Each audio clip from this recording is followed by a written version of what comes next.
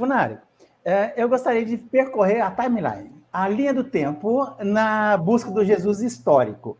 Eu queria que você falasse primeiro, antes da gente avançar no tempo, sobre a busca do Jesus histórico antes do iluminismo.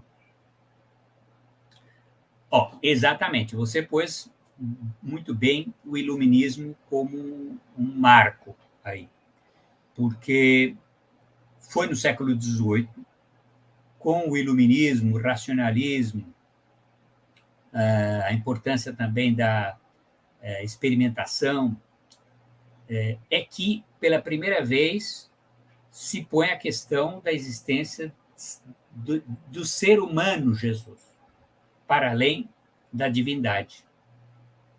Isso é importantíssimo. Vou dar um exemplo muito bom disso. Quando nós pensamos no físico, o Isaac Newton, nós sempre associamos à física.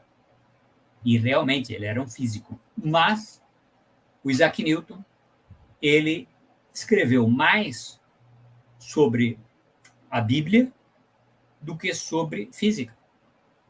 Ele escreveu tudo em latim, primeira coisa, mas, de qualquer maneira, ele escreveu mais obras de comentário bíblico do que de física. Isso significa o quê? Significa que, na época do Newton, que é um pouco antes disso, desse iluminismo que nós estamos falando, do século XVIII, um pouco antes, até ali, não era concebível uma visão de Jesus como sendo um ser humano. Simples ser humano. O ser humano é o Jesus histórico. Ele existiu e morreu. Né? Então, o Voltaire foi um dos primeiros que, anticlerical, como ele era, contra a igreja, ele, então, é um exemplo muito bom desse linha de ataque. Né? Fala assim, não, Jesus era um judeu pobre e analfabeto. É a provocação que ele fazia. Mas, então, você perguntou outra coisa, você perguntou antes. Então, antes, o que acontece é que o Jesus histórico, no Ocidente, no mundo cristão, porque não podemos esquecer, Deodato, que nós estamos falando em Europa Ocidental ou mesmo Europa Oriental.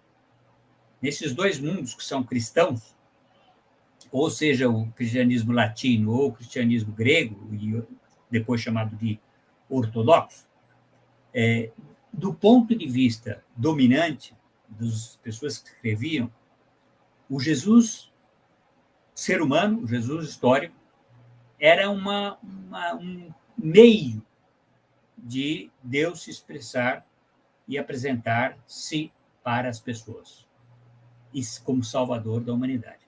Então, quer dizer, havia essa mediação. Mas você tem razão que, mesmo nessa época, ou seja, na Antiguidade Tardia e depois na Idade Média, nós tínhamos sempre aqueles que não acreditavam. E aí, dois tipos de descrença, podemos dizer. A descrença mais comum e mais importante é aquela descrença que vem de fora do mundo cristão.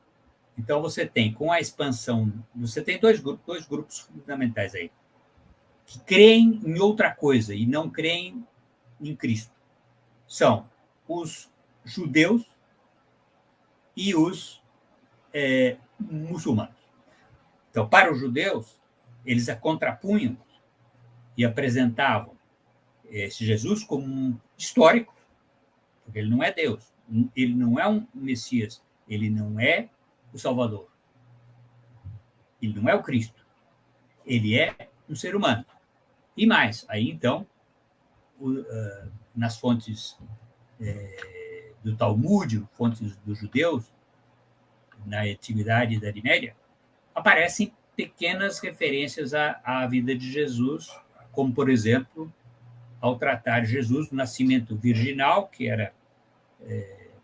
foi tomado como nos evangelhos, tal, do nascimento virginal, foi lido como que Jesus era um filho ilegítimo de José. Portanto, ele era filho de outra pessoa.